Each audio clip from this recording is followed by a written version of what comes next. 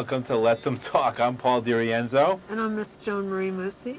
And we have a great show for you, a continuation of the show that we just ended over an hour ago, a half hour ago on the conversation with Shannon, who's right here. Shannon Taylor, welcome. Thanks for sticking around. Thanks for sticking around. And Harley Lippman, who our guest back an hour ago, who's now with us again to continue the program. Thank you for sticking around, too. Thank you again for sticking around. And we're going to talk about a very interesting and important subject, being that this is an interesting month. I didn't know this. I learned a lot tonight.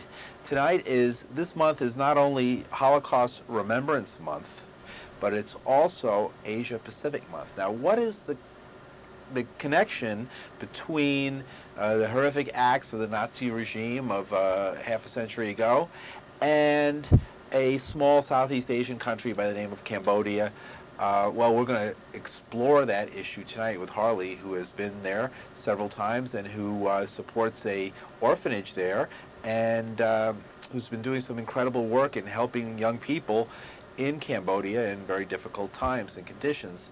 And also talking about remembering the Holocaust that occurred there, as well as what happened in Europe during World War II. A very interesting connection. We're going to be talking about that tonight. We're going to play a 10-minute video of Harley's trip. We played it during the earlier show, during the conversation with Shannon, but we felt it was such an important video that we're going to play it again in its entirety about 10 or 15 minutes into the show. So stay tuned for that video about one of his recent trips to Cambodia and his work in supporting the orphanage we'll be talking about. So good evening, Harley, Shannon, Joni. I'm Paul DiRienzo. How are you? And by the way, we are live, and you can see the number is there on your screen, 212-757-1538, so you can join the conversation. Be happy to have you on the show to ask whatever questions you might have.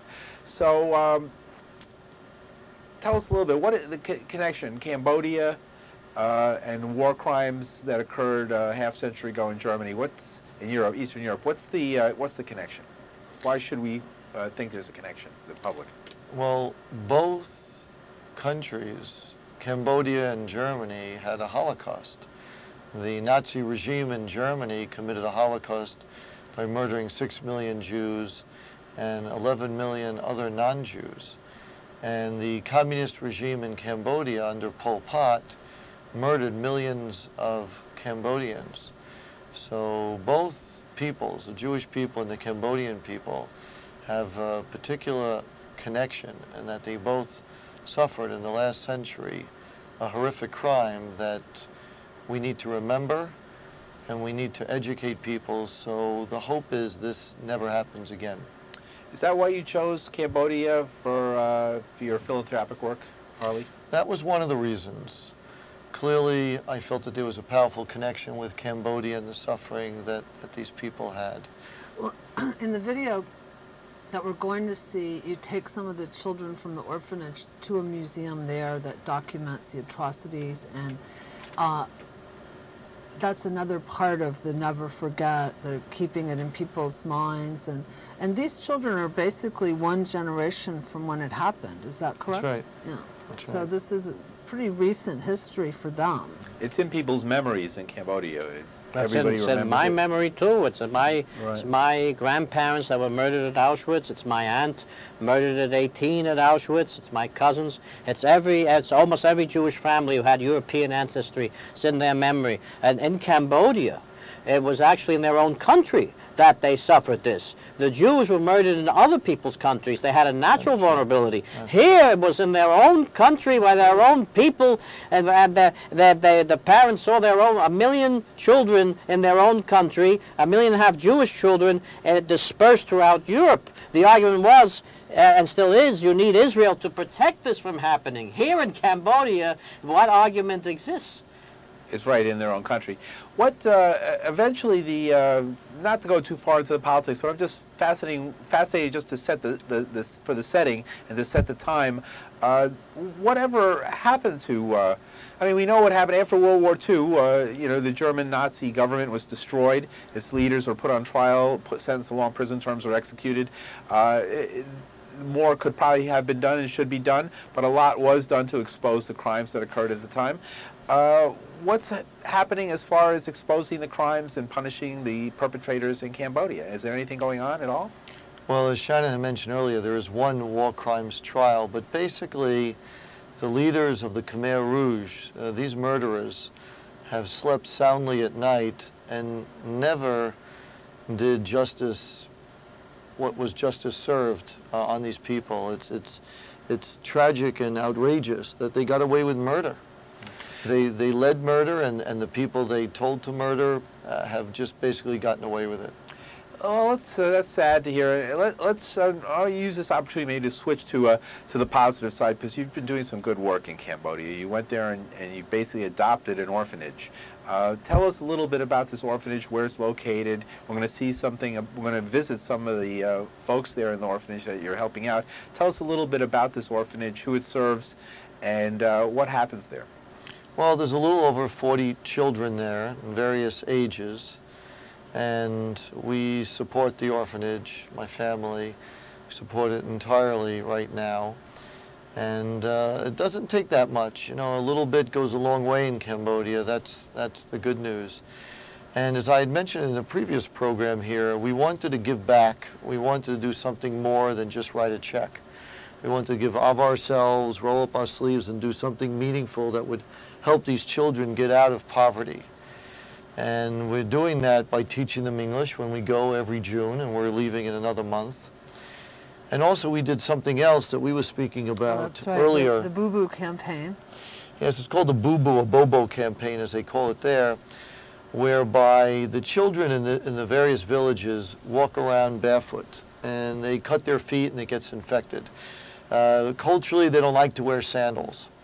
So what we did was, as part of the campaign, we were instrumental in bringing over large amounts of bandages and Neosporin ointment, and teaching the children how to go out in the other villages and basically be able to take care of the cut and put on the Neosporin ointment and bandage up the feet when the other children would cut their feet. And this was very important because it boosted these children's self-esteem of themselves, because these children always had their hand out as beggars. They're orphans, the lowest rung of Cambodian society. So to the extent that they could now, for the first time in their life, go out and give back something. Something so practical, too. Exactly. And it's another example of how so little goes so far, because we hear about the suffering in poor countries, and yet, you know, for the price, often it's said, for the price of, you know, one jet fighter, what you could do in a country like that. It's actually you could help people with such a small thing as bandages and Neosporin Well, it has ointment. so many levels, too, like you said, to boost the self-esteem of children who see no purpose to their life, but also to help in a small way, like a minor medical problem, Yes. to solve that for the whole community is such a wonderful thing. The other thing I thought was interesting is that you have them studying native cultural arts, Yes. music.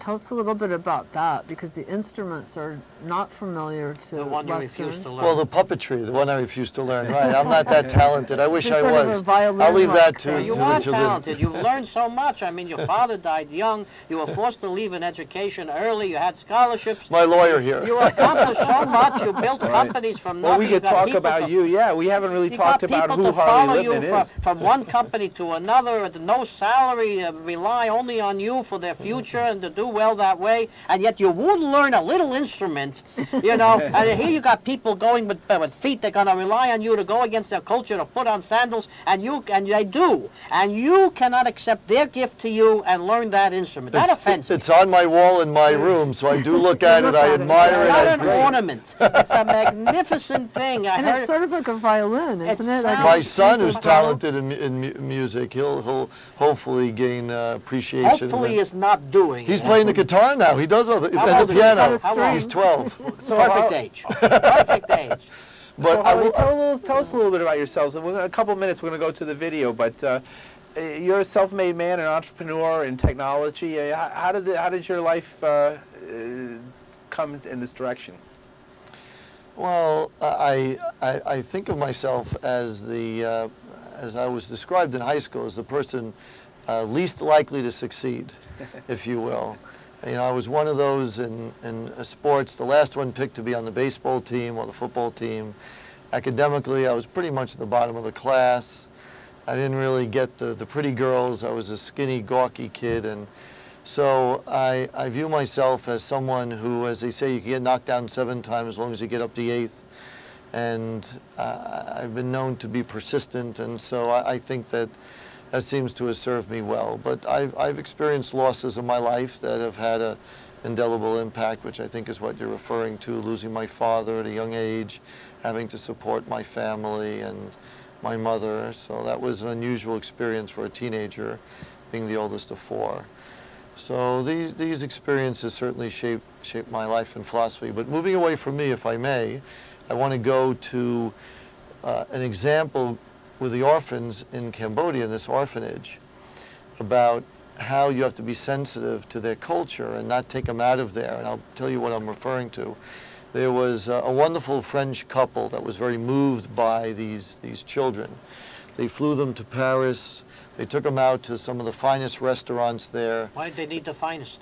Well, they couldn't have McDonald's. Why did they need the finest? Well, they want back to Cambodia, don't they? Well, there you go. You're onto something. You're ahead of me. And they bought them watches. Well, when these kids came back, they had no idea what they were missing, and it was shocking for them. And one of them committed suicide. There you are. Oh, see, you should have had me on the trip. Oh. Should have put me in the finest restaurant, and I would have saved all this. There you go. So you have to be sensitive to where these people come from and what the impact is when they see these things. So again, I think we try to be sensitive to that and work within their existing culture and help them. You need our organization here. You need blacks and Jews in conversation, going alongside here, riding horseback. Okay, there you go. Let's go to the video. We're going to watch it now. Ready? Okay. Sounds Okay, good. let's do it. Okay, and it's coming right up.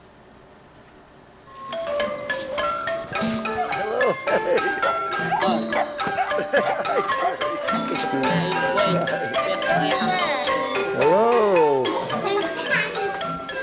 August 2006 marked my second trip to Cambodia and the 3rd trip of my daughter Nina.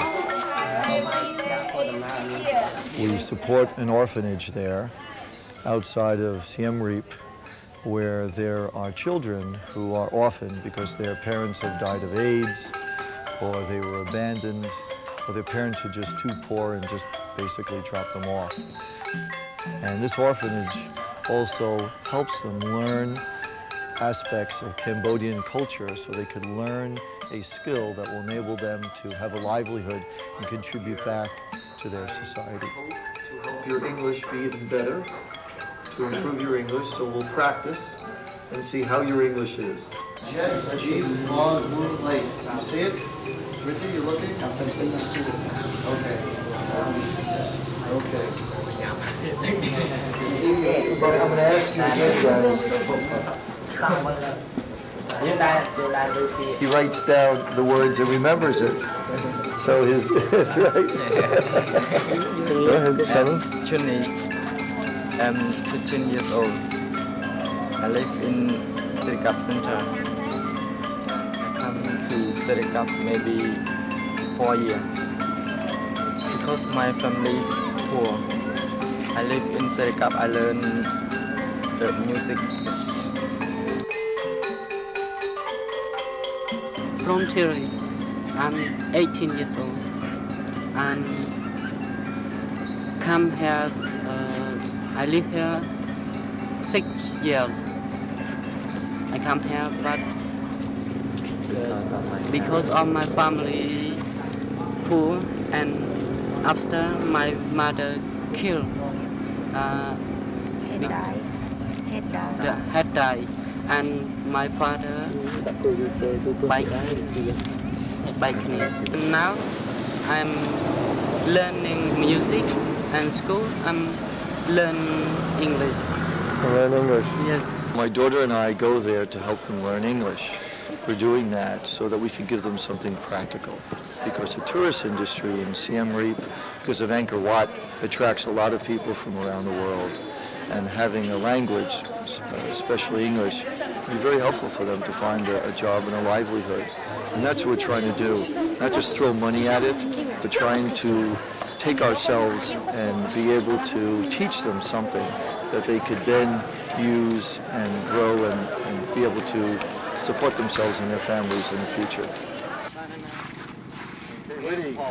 My name is Harley Lippman. What is your name? My name is Pedro. Your name? My name is Pedro. Your name is Pedro. The children at the orphanage are only a generation removed from the murderous regime of Pol Pot and the Khmer Rouge that killed almost 2 million people between 1976 and 1979. As a Jew, I am very sensitive to the ways in which the Cambodian children and their society are still reeling from the devastation brought by this terrible chapter in their history.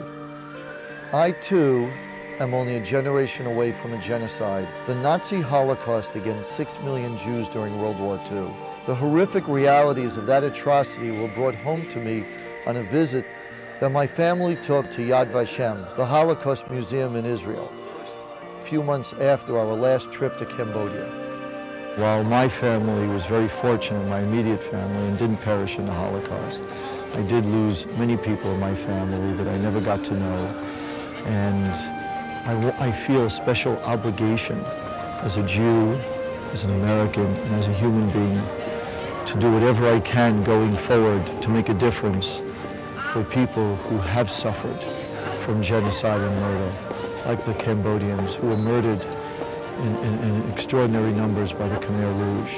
And I think it's the world's obligation and for all caring people to do something to make sure where I'm standing now and what I've witnessed in this museum just never, ever happens again. As I walked around Yad Vashem with my family, I suddenly understood why it had been so important for me, in addition to teaching English to the children in the orphanage, to emphasize to them the crucial lesson of never again. Tomorrow we go to Phnom Penh. We go to 2 museums.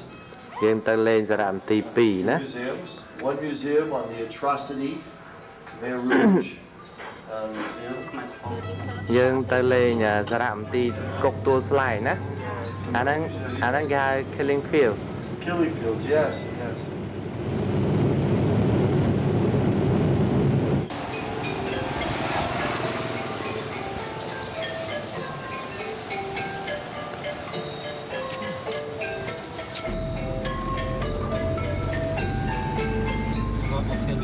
Well, thank you very much. Really, it's my honor that you're all here with us today. We like having visitors. Oops.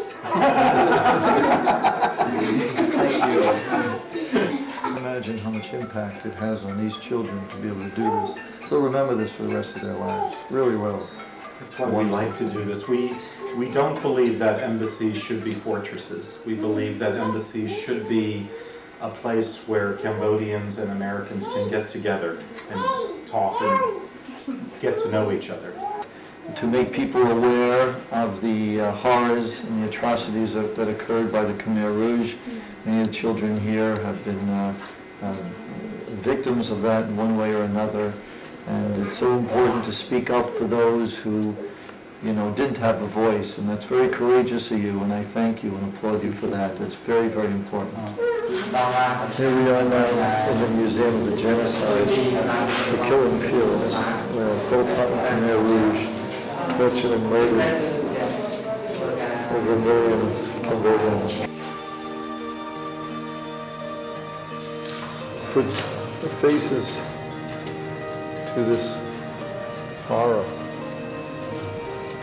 Other victims of the Khmer Rouge. Look at the pictures of this lady. Yes, they are also suffering by Khmer Rouge. And the Khmer Rouge also, they are very cruel. Before they kill the lady, they rape the lady before killing. Look at the chain around this boy's neck. These are all the victims.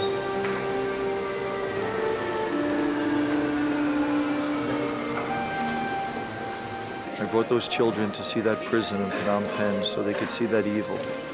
And I think through education, we will hopefully be able to stop that evil in mankind that somehow rears its ugly head and seeks to destroy people just because for some reason they don't like them or disagree with them. I went to visit the killing field of Khmer Rouge, and when I see that, I'm very happy. Very what?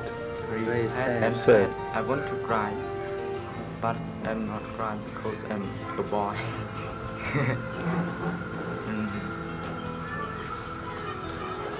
I don't like for Khmer kill Khmer, but I don't know about that. Teaching children about the evil that lies within human nature may be the only way to help prevent future genocides. And the first step is basic education. I am a please thank you and your family so much that you pay your time come here to teaching to me and the children. You is a good teacher that I understand. Good. I wish you a good luck every time. Please God help you. I hope that the next time I can speak English very well. The English will continue. So you'll have a teacher, but I hope this teacher will be helpful to you. So you learn English. So when I come back next year, I want to speak in good English with you. Every one of you, we will have a good discussion. All right? That'll be good motivation for all of you. Oh, wait. Wow, amazing, wow. Thank you very much. You think I can learn to do this? This is very good, beautiful.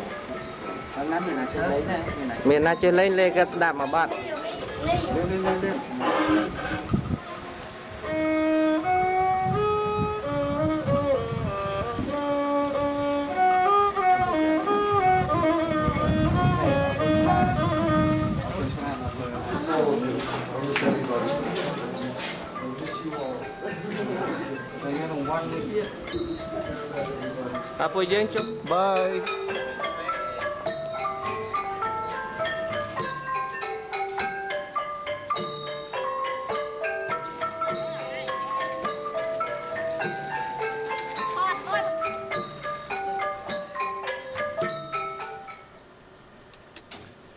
And what a fascinating and inspiring video. Thank you so much, Harley Lippman, for that video and for the work you're doing in Cambodia. That was a fascinating, the whole video was great, but the one segment where you visited the United States ambassador in Cambodia was in Phnom Penh. In Phnom Penh. That was fascinating. Tell us a little bit. You were saying, telling us the story. Started off as a spur of the moment kind How of did thing. it happen? Well, we decided to take them to Phnom Penh, where these children have never been before. I mean, most of them never been outside that little village in their life. So went to do that. It was just a fascinating saga about how, what takes place.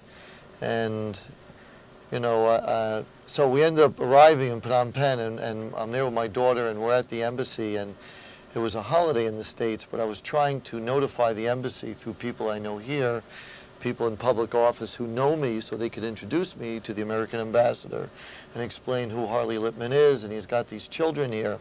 Well, it ends up, we arrive at the embassy. I'm there with 42 children and my daughter.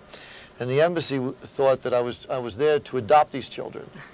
So they were trying to get rid of me, thinking because 45 adoptions. Right, because it's illegal. You can't anyway. And they see me there, and I'm emotional, and I'm trying to get. And I insist on seeing the ambassador, and you know they're just trying to push me off. In the meantime, I'm emailing saying and I wouldn't leave the compound because these kids came all the way to Phnom Penh by bus. It was a huge, long journey, and it took a long time. Couldn't disappoint them.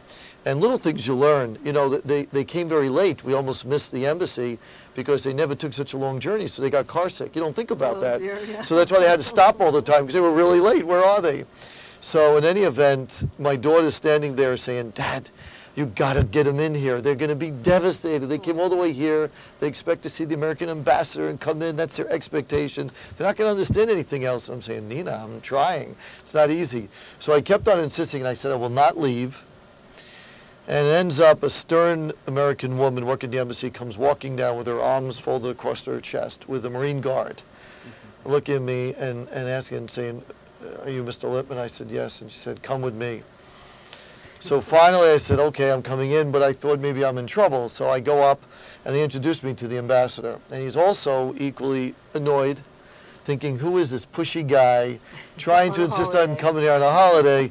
And finally, in the morning, given the time difference, the email started to come in, and he began to get an introduction as to who I was. And when he heard the story, as you saw in the video, he was very warm and very gracious. Yeah. And oh, that was the ambassador? That was the ambassador. Yeah. That was the ambassador? So it worked out. Persistence I pays demand off. to see the American ambassador. That's right. With 45, you thrust 45 kids on the 42. American, 42 on the American ambassador. That's true. Great, that's wonderful. Excellent. 42 kids. So what happens at some point? The kids move on from the orphanage. How Yeah, does we that noticed process? one of them was 18, and What happens? Yes, they go out. It's a great question. You know, we're trying to track that. You know, they get jobs in different places. And of course, the idea is at 18, they have to leave because they're, right, it makes room for other children to come in, and they need to be prepared to go into the real world. Send them to Israel, the American-Israel Friendship League. Hey, why not? I mean, that's certainly another program, and another program here to talk about. Certainly we'll do that. But, you know, we're happy. I wonder if any of them will become professional musicians. That'll be an interesting thing to... Well, that they're able to keep up with the culture of Khmer culture and learn the instruments that their ancestors played is pretty special. It's very popular. It's very popular. It's a growing market, but you have to see the person from Bowfire and other troops that play these instruments to know how good you have to get at it to have that market. Now, is there any way folks can get a hold of this video or learn more about what you're doing or help you in what you're doing in Cambodia?